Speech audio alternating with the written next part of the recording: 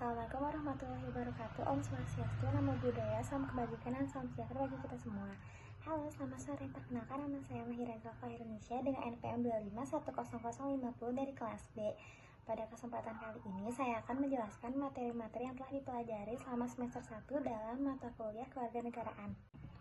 Pertama-tama, perlu kita pahami bahwa materi perkuliahan, khususnya dalam mata kuliah pendidikan kewarganegaraan, bukan sekadar kumpulan teori atau hafalan untuk perlu ujian. Materi tentang negara, konstitusi, hak dan kewajiban warga negara, serta kesadaran hukum memiliki tujuan yang jauh lebih besar, yaitu membentuk cara berpikir dan sikap kita sebagai warga negara yang sadar akan peran dalam kehidupan berbangsa dan bernegara. Melalui materi ini, kita belajar bahwa kehidupan negara diatur oleh hukum, kekuasaan dibatasi oleh konstitusi, dan setiap warga negara memiliki hak sekaligus kewajiban yang harus dijalankan secara seimbang.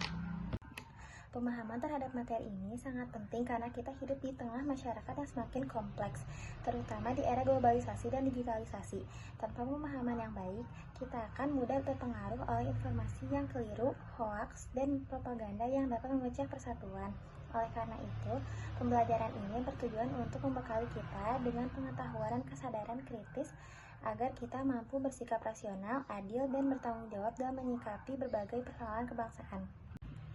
Selain membekali pengetahuan, materi yang diajarkan dosen juga bertujuan untuk melatih kemampuan berpikir logis dan sistematis. Berpikir logis berarti mampu memahami sebab dan akibat, menghubungkan teori dengan kenyataan, serta menarik kesimpulan berdasarkan fakta dan dasar hukum yang jelas. Dalam konteks pendidikan kewarganegaraan, berpikir logis sangat penting agar kita tidak hanya mengetahui aturan, tetapi juga memahami alasan mengapa aturan tersebut dibuat dan bagaimana aturan itu harusnya diterapkan dalam kehidupan nyata. Kemampuan berpikir logis ini juga sangat dibutuhkan dalam menghadapi perkembangan teknologi di media digital. Kita dihadapkan pada berbagai informasi yang belum tentu benar. Dengan berpikir logis dan kritis, kita mampu memilih informasi, membedakan fakta dan opini, serta tidak mudah terprovokasi oleh informasi yang menyesatkan. Inilah salah satu tujuan utama pembelajaran, yaitu menciptakan mahasiswa yang cerdas secara intelektual dan bijak dalam menyikapi informasi. Selanjutnya, proses pembelajaran di kelas juga menekankan pentingnya keberanian berbicara dan berani bertanya. Berani berbicara di depan kelas bukan hanya soal tampil, tetapi juga tentang kemampuan menyampaikan gagasan secara runtut, logis, dan juga bertanggung jawab. Sementara itu, berani bertanya menunjukkan bahwa kita aktif berpikir dan ingin memahami materi lebih dalam. Bertanya bukanlah tanda ketidaktahuan, tetapi juga tanda keingintahuan dan sikap kritis sebagai mahasiswa. Dengan bertanya, kita belajar menyusun pertanyaan yang relevan berdasarkan logika dan pemahaman materi. Hal ini membuat proses diskusi menjadi lebih hidup dan bermakna.